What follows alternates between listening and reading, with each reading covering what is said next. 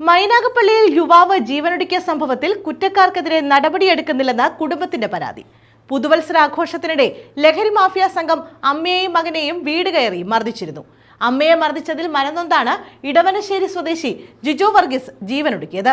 സംഭവത്തിൽ മുഖ്യമന്ത്രിക്കുൾപ്പെടെ ബന്ധുക്കൾ പരാതി നൽകി.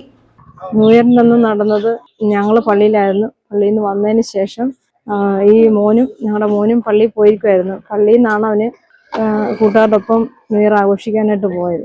അങ്ങനെ പോയിട്ട് പിന്നെ ഞങ്ങൾ അറിയുന്നില്ല, മോനെന്തെന്ന് വന്നില്ല. പിന്നെ അവിടെ അമ്മ ഇവിടെ ഉറയും കിടക്കുമായിരുന്നു. അന്നേരമാണ് ഇവിടെ ഒരു 1:30 കഴിഞ്ഞപ്പോഴത്തേനും ഇവിടെ ഭയങ്കര ബഹളം കേട്ടു. ചീത്തവിളിയും അടിക്കുന്ന ശബ്ദമൊക്കെ കേട്ടോണ്ടാണ് അമ്മ ഞെട്ടി ഉണരുന്നത്, ഉറക്കത്തിൽ നിന്ന് ഞെട്ടി ഉണരുന്നത്. അപ്പോൾ ഉണർന്നപ്പം അവനെ 5-6 പേര് കൂടി ഇവനെ അടിക്കുന്നതായിട്ടാണ് അമ്മ കാണുന്നത്. എന്നിട്ട് അമ്മയാണെന്നുണ്ടെങ്കിൽ പിടിച്ച് മാറ്റി കൂട്ടുകാരൊക്കെ ആയിട്ടും മാറ്റി നോക്കണൊക്കെ സമ്മതിക്കുന്നു. അവർ പോയിട്ട് പിന്നെ ഒരു തരത്തിൽ പറഞ്ഞവരെ വിട്ടു. പുതുവത്സരാഘോഷത്തിനിടെ ഉണ്ടായ ചെറിയ തർക്കം സംഘർഷത്തിലേക്ക് നീങ്ങുകയും ജിജോ വർഗീസ് എന്ന യുവാവ് ജീവനൊടുക്കുകയും ചെയ്ത സംഭവമാണ് ഇപ്പോൾ വിവാദത്തിലായിട്ടുള്ളത്. മൈനാഗപ്പള്ളി ഗ്രാമപഞ്ചായത്തിലെ ഇടവനശ്ശേരി സ്വദേശിയായ 23-കാരനായ ജിജോ വർഗീസാണ് ജീവനൊടുക്കിയത്. അക്രമികൾ വീട് കയറി ആക്രമണം നടത്തുകയായിരുന്നു. അമ്മയെയും മകനെയും മർദ്ദിച്ചു. അമ്മയെ ക്രൂരമായി മർദ്ദിച്ചതിൽ മനംനൊന്താണ് ജിജോ വർഗീസ് ജീവനൊടുക്കിയതെന്നാണ് സൂചന. ടാപ്പിംഗ് തൊഴിലാളിയായ അമ്മയും മകനും മാത്രം താമസിക്കുന്ന വീട്ടിലാണ് പുതുവർഷ രാത്രിയിൽ മണിക്കൂറുകൾ നീണ്ടുനിന്ന ആക്രമണമുണ്ടായത്.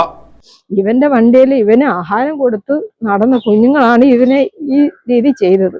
അത് എന്താണെന്ന് നമുക്കില്ല, ലഹരിയുടെ ഉപയോഗമായിരിക്കാം, അല്ലാതൊന്നും വരാൻ വഴിയില്ല. അങ്ങനെ അടിച്ച് ഒരു വട്ടം അടിച്ചു കഴിഞ്ഞു പോയി. രണ്ടാമതാണ് വീണ്ടും കാറിനകത്ത് കുറെ കൂട്ടുകാരുമായിട്ട് വരുന്നത്. കൂട്ടുകാരുമായിട്ട് വന്നു ഇവിടെ കിടന്നത്. ഇപ്പം ഞങ്ങൾ പറയുന്നുണ്ട്, മോനെ നിങ്ങൾ പോന്ന് പറഞ്ഞണക്കെ അവർ വകവെക്കാതെ, അമ്മയാണെങ്കിൽ കിടന്ന് കരയുന്നുണ്ട്, നിങ്ങൾ എൻ്റെ മോനെ അടിക്കല്ലേ എന്ന് പറഞ്ഞണക്കെ അവർ വകവെക്കാതാണ് പിന്നെ അവർ അടിച്ചോണ്ടിരിക്കുന്നത്. അടിച്ചിട്ട് പിന്നെ അവന്മാരെ ഒരു തരത്തിൽ ഞങ്ങൾ എല്ലാം അവന്മാരെ പറഞ്ഞു വിട്ടു. നേരം വിളക്കട്ടെ, നിങ്ങൾ എന്തോ വേണേലും ചെയ്തോ, നേരം വിളക്കട്ടെ എന്ന് പറഞ്ഞ് പിന്നെ ഇവരെ പറഞ്ഞു വിട്ട് പുലർച്ചെ 1-നും 4-നും ഇടയിൽ 3 തവണയാണ് വീട്ടിൽ ആക്രമണമുണ്ടായത്.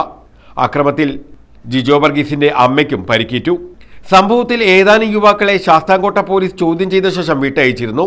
സംഭവം നടന്ന ദിവസങ്ങൾ കഴിഞ്ഞിട്ടും ഇവരെ അറസ്റ്റ് ചെയ്യാനുള്ള നിയമോപദേശം തേടുകയാണെന്നാണ് പോലീസ് പറയുന്നത്.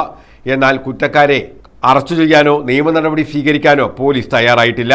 ഇവര് ആദ്യം വന്ന് അടിച്ചിട്ട് പോകുന്ന സമയത്ത് ഞാൻ 6 വട്ടം, ഞാനൊരു വാർഡ് മെമ്പറാണ്, ഞാൻ 6 വട്ടം പോലീസ് സ്റ്റേഷനിൽ വിളിച്ചു. അപ്പം ശാസ്താംകോട്ട പോലീസ് സ്റ്റേഷനിൽ വിളിച്ചു.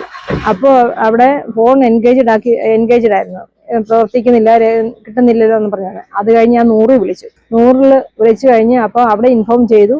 അന്നേരം ഞാൻ പറഞ്ഞു ഇതുപോലെ പ്രശ്നം നടക്കുന്നു, അടി നടക്കുന്നു എന്ന് പറഞ്ഞ്. അന്നേരം അവരും അത്ര ഊർജിതമായിട്ട് എടുത്തില്ല. എന്നിട്ട് ഞാൻ വീണ്ടും പറഞ്ഞു കഴിഞ്ഞപ്പോഴാണ് അവർ പറഞ്ഞത്, ഞാൻ പോലീസ് സ്റ്റേഷനിൽ ഇൻഫോം ചെയ്യാം, ഏത് സ്റ്റേഷനാണെന്നൊക്കെ ചോദിച്ചു. ശാസ്താംകോട്ട സ്റ്റേഷനാണെന്ന് പറഞ്ഞു. ഇവിടെ സ്ഥലം പറഞ്ഞു കൊടുത്തു, എല്ലാം ചെയ്തു. എന്നൊക്കെ പോലും പോലീസുകാരും ഇവിടെ വരികയെടുക്കും. ജിജോ വർഗീസിന്റെ മരണത്തിന് ഉത്തരവാദികളായവരെ നിയമത്തിന് മുമ്പിൽ കൊണ്ടുവരണമെന്ന് ആവശ്യപ്പെട്ടാണ് ബന്ധുക്കൾ മുഖ്യമന്ത്രിക്കുൾപ്പെടെ പരാതി നൽകിയത്. പ്രദേശത്ത് പോലീസ് പട്രോളിംഗ് ശക്തമാക്കണമെന്ന് നാട്ടുകാരും ആവശ്യപ്പെടുന്നു. News bureau, Sasthamkotta.